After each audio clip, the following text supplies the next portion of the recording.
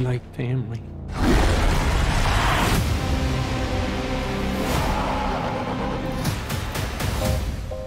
Oh, wow. You could just say I'm happy for you. No! God, I'm so sorry. Not sorry. This two needs some serious couples counseling. 3, 2, 1. Action! I've been making this directing journey for a decade. Cut. Right. To enter into this level of fan-based, really adored franchise world, it's a big responsibility. Welcome back, Eddie Brock. Miss you so much. It's very much felt it was in my wheelhouse. Creating characters using CG is obviously something that I've been involved with for the last 2 decades now. I've been doing this show my whole life. I've been doing this show my whole life. I've spent a considerable amount of my life playing a character with 2 sides to its personality, and there's common ground there. We had a deal. What's gonna happen? You gonna stop protecting me? I am happy to eat, Mrs. Chen. No, you cannot eat, Mrs. Chen. What? Nothing? The digital characters have got to seriously act. They've got to be totally believable. I wanted to find a physical vocabulary for Carnage that was entirely different to Venom. Everything was always underpinned by reality and a truth. I think it's the perfect movie in a way because it's very celebratory of what cinema can do.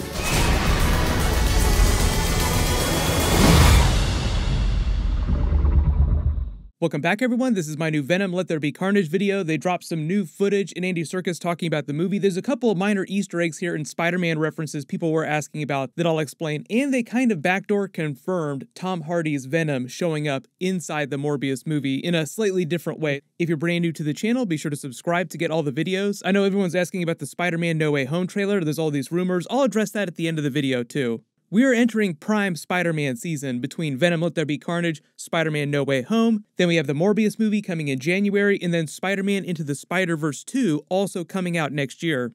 The even bigger Stan Lee Easter egg that they confirm here, also a big Spider-Man, big Venom Easter egg. So obviously this cover is commemorating the amazing, quote-unquote, life of Stan Lee, Amazing Spider-Man reference. The 86 is a reference to 1986 in Web of Spider-Man number 16 when they teased the existence of Eddie Brock's Venom character in the comics. You only saw Eddie Brock's hand, but they were just teasing him showing up in the comics and becoming the Venom character eventually. The first actual full Venom appearance didn't happen until 1988 in Amazing Spider-Man number 300.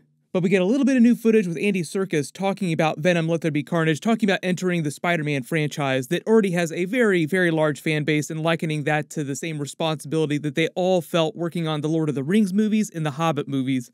And how he spent the last 20 years of his life working on characters using the same techniques that they use on Venom Let There Be Carnage to create the symbiotes, with a combination of motion capture and special effects. Although if you watch the behind the scenes on the original Lord of the Rings movies from 20 years ago, and you see him doing his motion capture reference for Gollum crawling around, it was way, way more primitive at the time and way harder for him to do. He talks all the time about how it wrecked his body and wrecked his voice to do the Gollum voice while he was crawling around on his hands and knees. And they filmed all 3 of those original Lord of the Rings movies back to back.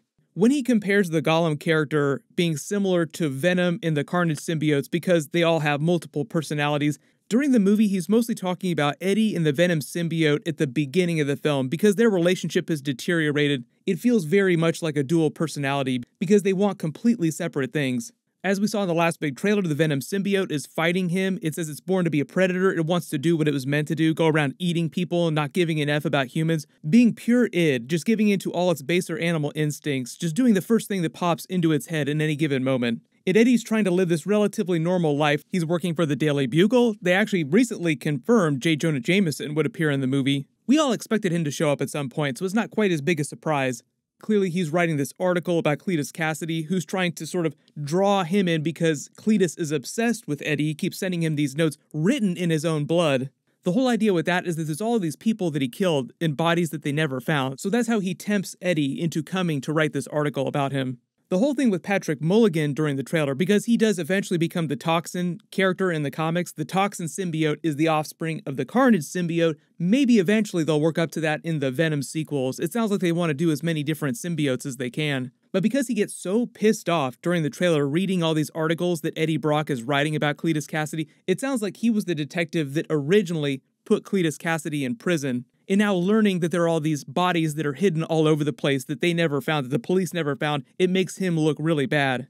But as Eddie says in the trailer, and he even puts that sign up in his apartment, no eating people, he doesn't want to do anything that the symbiote wants to do. So he has to kind of fight the symbiote for control of their shared body, so to speak, at least early in the film. It doesn't seem like it's till Carnage bonds with Cletus Kasady, and then they escape prison, free his girlfriend Shriek from Ravencroft all the way on the other side of the country in New York City. Then they threaten Anne Wang, the love of Eddie's life, like his version of a Mary Jane Watson character. That they both then get back on the same page and work together in true symbiosis. Like he says during the trailer, I will let you eat everybody. The whole concept of the symbiotes is that when the symbiote is in sync with its host body, perfect sync, the more powerful they can become, which is why Cletus Kasady is so much more powerful than Venom at first when he gets the Carnage symbiote. As we see a version of the Carnage symbiote's origin story playing out in this trailer here, like he bites Eddie, and it seems like Eddie's blood, which is tainted with the Venom symbiote, mixes with Cletus Kasady's blood, creating the Carnage symbiote. So the Carnage symbiote is meant to be an offspring of the Venom symbiote, but they're kind of explaining him getting the Carnage symbiote in a slightly different way than he did in the comics.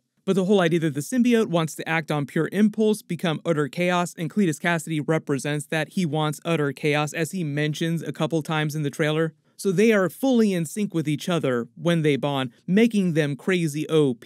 All while Eddie is still fighting the Venom symbiote for control, hamstringing them early on. The other big Spider-Man Easter egg that a lot of people spotted during this and were kind of confused by is that they feature a piece of concept art. In the title of the concept art, the name of the file is Venom versus Spider-Man. So people are like, wait a minute, it says Spider-Man. Does that mean that Spider-Man is somewhere in this movie?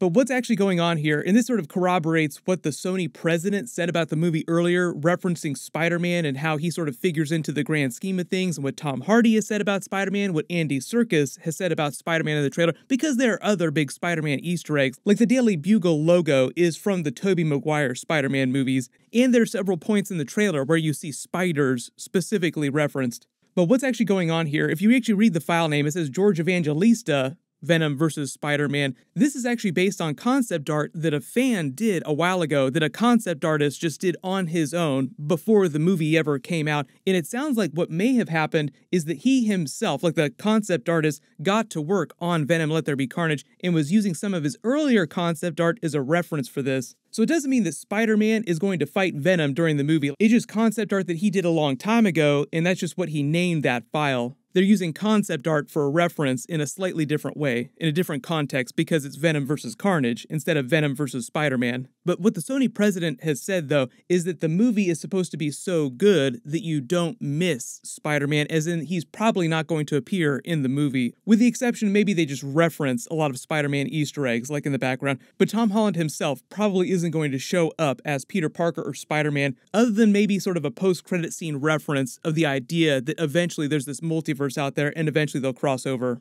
The way the Sony president talked about it, he said that Spider-Man No Way Home is the movie that's going to explain how the larger Spider-Man Spider-Verse is going to work with all these crossovers between Marvel and Sony. And as implied by the Loki finale, it'll be trading on a lot of multiverse tropes, with Kang and the Multiverse War, just opening the idea that it's much easier for them to just say that these are happening in alternate universes. And a lot of the mechanics of how they make it from one universe to another, how they travel between universes, will be explained through the events of Spider-Man No Way Home. Because we have all those villains from the other Spider-Man movies. We have Dr. Octopus from the Tobey Maguire Spider-Man movies. We have Electro from the Amazing Spider-Man movies. And the implied cameos that everyone thinks we're going to get from Tobey Maguire's Spider-Man himself and Andrew Garfield's Spider-Man. And if you want to talk about deep-cut Easter eggs, so everybody's wondering if they're ever going to get up to Null, the god of the symbiotes, inside these Venom movies in the Sony universe, I think they would love to do something like that. That would be like their version of Avengers Endgame. But Marvel just released their Eternals trailer. We saw more of the Celestials, and we saw a version of Jemiah the Analyzer.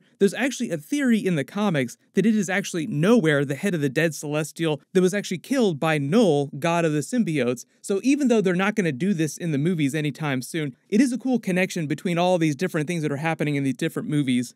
The first Venom movie and a lot of Venom Let There Be Carnage takes place in the San Francisco area, where the Ant-Man movies take place, where Ant-Man 3 Quantumania is going to take place, and where a big chunk of the Shang-Chi and the Legend of the Ten Rings movie takes place. For now, at least, the movie is still coming out in the middle of October. Hopefully that date sticks. And supposedly Sony is doing a big 3-hour presentation at CinemaCon this next week on Monday, where they're going to show off footage from a bunch of their upcoming movies, including Venom: Let There Be Carnage and some Spider-Man No Way Home footage. So if we do get that footage Monday or Tuesday, of course I'll do all kinds of videos about it. Everyone click here for my brand new Eternals trailer video and Easter eggs, and click here to learn how the Eternals movie is setting up X-Men and mutants inside the MCU.